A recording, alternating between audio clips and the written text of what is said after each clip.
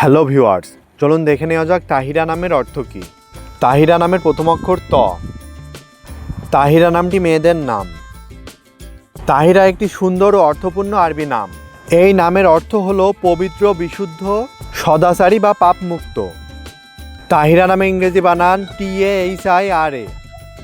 তাহিরা একটি চমৎকার এবং জনপ্রিয় ইসলামিক নাম। চলুন এবার দেখি তাহিরাযুক্ত কিছু নাম।